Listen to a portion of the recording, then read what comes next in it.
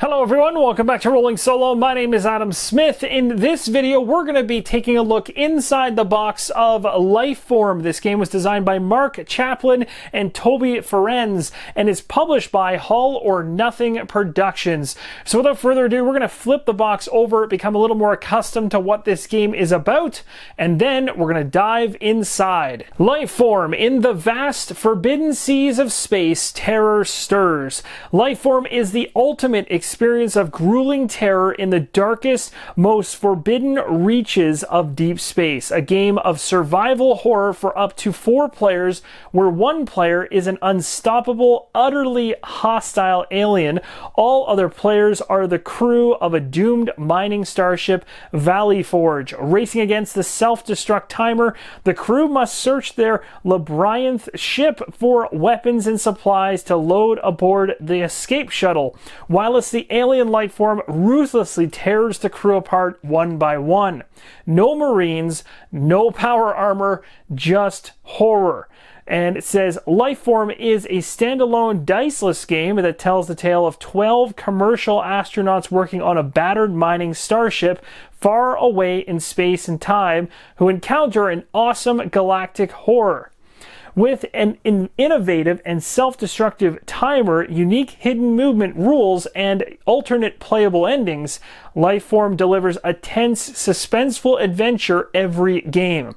As I mentioned, in the vast, forbidden seas of space, terror stirs. And you can see on the right-hand side of the back of the box here what the game actually looks like. We'll be taking a look at those components right now. The first thing you're going to run into when you open up Lifeform is the rulebook, which shares art that looks exactly the same as what you saw on the front cover of the game. I'll show you a couple quick pages of the rulebook so you get a rough idea as to how this thing is laid out. So you got your contents on one side. Again, we've got alien lifeforms right there. The art looks very cool. The components are all laid out here on the far right-hand side. As we flip through this book, we go into the Valley Forge ship itself, and this is a blueprint of the ship up here, also showing you kind of how to read and understand the iconography in the game, the character boards, and some of their art, which we'll be able to see up close and personal very, very soon. So I'm just going to flip through a couple pages here so you can get a rough idea of how the rulebook is laid out. So it looks like there's a lot of good spacing in there, and I really do like the green on black, the white on black coloring really definitely sets the mood for this particular game right inside the rulebook even. So that's a good overview of the rulebook thus far. In terms of pages though, if you're wondering how many pages this rulebook is in total, there's an index on the back.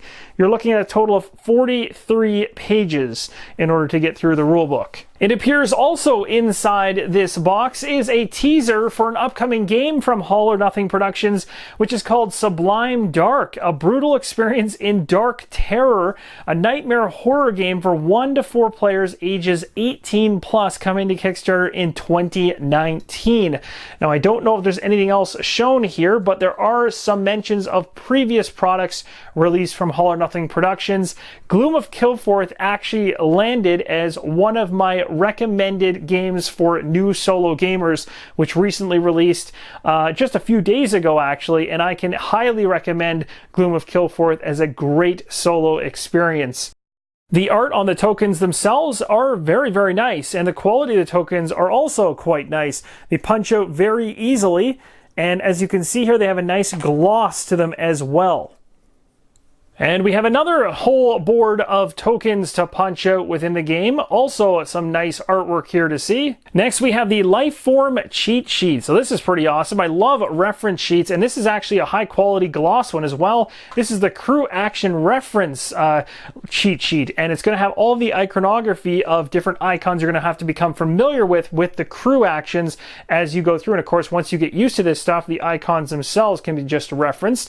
And then on the back side, it's completely blank. So this is simply just for crew actions, and my understanding with this is that every individual playing the game is going to be able to have one, and this is all the reference that you'll need to get yourself off and running. So there should be, based on there being 4 different characters in this game that can potentially be playing, 3 of the blue and then the individual that's playing the Lifeform itself has its own cheat sheet, different from the crew action reference sheet, which is blue. So again, differences in terms of what can happen, like kill hidden crew, or move, or swap identities, or sabotage, or survival. So all kinds of references there. And it's, again, just a single side reference. Next up, we find ourselves with another sheet of tokens to punch out. Some of these are actually quite large. Next, we have a board which is specific to the Lifeform itself, and it looks like some type of track for the game. You've got different levels of players playing the game, 4-player, 3-player, 2-player, but this is going to be something I assume the Lifeform player will be using. And here is a nice top-down view of the ship you'll be spending your time on in Lifeform, called the Valley Forge. And you can see here all kinds of different areas. We got the science lab, we've got the freezer, food locker, captain's cabin, tons of different spaces inside this Valley Forge ship. And again, we even on the bottom here have this massive self-destruct timer here. We got areas for different decks, which of course during setup will be specified as to what lands there. I'm not going to talk too much more about what I'm seeing here, as this is the first time I'm seeing the game board myself. It is quite busy. There's a lot going on inside the ship, so there's certainly going to be lots of places to hide and, you know, move around into, which certainly is going to make the gameplay very interesting. So let's go ahead and take a look at the far right hand side of the board as well. And here's a look at the other 1/3 of the game board I wasn't able to get in the shot because it is quite a long game board. You can see here on the far right hand side what was missing from the shot was basically the back end of the Valley Forge, along with a really interesting key, which makes a lot more sense out of all these different areas we're seeing here, like for instance the chambers, the cocoon chamber, objective chamber, vent chamber, corridors, Lifeform only tunnels, Android AI path, and you've got these areas here which are specific to the ship itself, like improved weaponry, coolant, energy cells, gas, and space suits. So all that stuff being tracked on the game board. It's a very interesting looking game board, and one that definitely draws you in. The game comes with an absolutely massive velvet cloth bag of some type. It's very huge. So this is going to be probably housing the large majority of the tiles that you have in here, but that is massive. Very, very handy. And then next up below it here, we have some tokens, which are likely for these right here, these stickers representing all the different heroes potentially, or different individuals that are going to be on the ship. They're going to be actually stickered onto these black tokens, and they'll represent each of the individuals. So again, no miniatures here. So here's a look at the different characters in the game. We have an engineering tech here. Again, the artwork's really cool looking. We've got ourselves a MineCorp rep. We have a captain, an executive officer, geologist, navigation officer, science officer, medical officer, warrant officer, drilling technician, the starship mainframe itself. That's kind of cool. What is this? The ship's cat. That's awesome. You'll also find 4 stands inside the box. All right, next up we're going to take a look at the cards in the game, of which there are a bunch. There's 3 packs of them. This is the very first pack, and there's all kinds of beautiful artwork on the back of these cards. So I'm just kind of showing you the different ones here as I flip through very quickly, but you can see when these things are on the table, they're certainly going to catch your eye visually. Very colorful. Don't know exactly what the color coordination is across these just yet, but just kind of flipping through these at a rapid pace. Quite nice though, gotta admit. Flipping over to the other side, again, I'm going to get into a situation where I'm probably not familiar with most of the cards I'm looking at here, but we'll take a close look at them so you guys can see. You can start seeing some of the iconography from those reference sheets showing up here. So again, not much text, which is interesting. So the more you become familiar with the icons over time, the easier it is to play the game, and the focus really becomes on the artwork, which is actually not a bad thing, because some of this art is really cool looking. So I'm just going to flip through these at a relatively quick pace. Some of them are duplicated, it looks like, and some of them, and most of them I should say, are unique.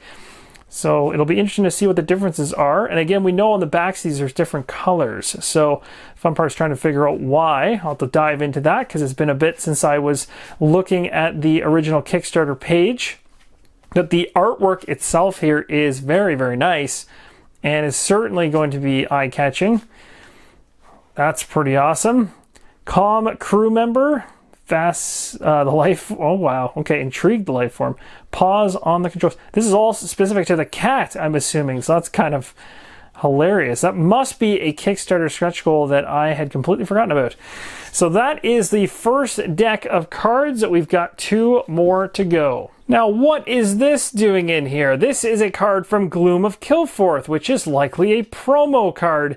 Check that out. You can find the Lifeform itself inside of Gloom of Kilforth now, which is an absolutely awesome promo card to add in, and probably terrifying for when you actually are playing the game Gloom of Kilforth.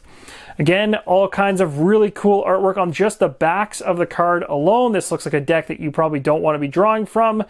And we got some other art here on this side. I do really like the color usage here. Very, very nice. Activating security bulkhead door. Place or move the security door token on the game board. Okay, so we got some very event-like things going on here, like rerouting the power on certain decks, auto-loading the emergency shuttle with supplies, all kinds of things here. So if you want to see these up close and personal, definitely feel free to pause the screen as I go here. I do apologize. The color actually of these cards is causing my camera to kind of go absolutely insane with the brightness to the point that I don't think it can handle it anymore. But I am going to continue onwards anyway, even though the back of it is a little washed out, because I think you guys can see these cards quite clearly still. So very cool, all these different event cards going on. Quite a large number of them too. So there's going to be lots of replayability and variability in the game. Different things happening.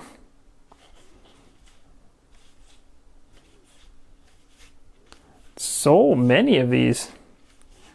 And there we go, all the way to the very back. And this is the second deck complete. Now these look like the backs of weapon cards of some type, but again, artwork is different on these ones as well. Looks very, very good. Visually appealing. Liking it quite a bit. I'm just going to skip through these. These are all the same for the majority of these. So I'm guessing we're going to see some weapons here maybe. Again, I won't know 100%, but I can see some different types of what look to be guns here. Also some crazy symbols going on along the bottom here that I'm not familiar with just yet. And some of the symbolism here is getting pretty heavy too. So must be representing multiple iterations of different things, but there's icons within icons here too. Very, very interesting indeed. Oh, the art is very cool on some of these. It's awesome. So we'll go through each of these because I don't want to miss any pieces of this artwork or these cards. They are definitely visually striking. Very nice, very nice.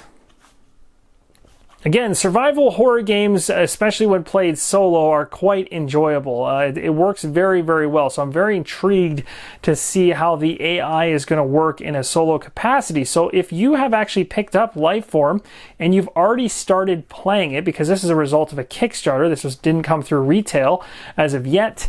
So if you have had a chance to play your Kickstarter copy, then definitely let me know in the comments below. What do you think of the gameplay thus far? Are you enjoying it? And that is going to conclude the unboxing of Lifeform. I really hope this gives you an in-depth look at all the components that come inside of the base game.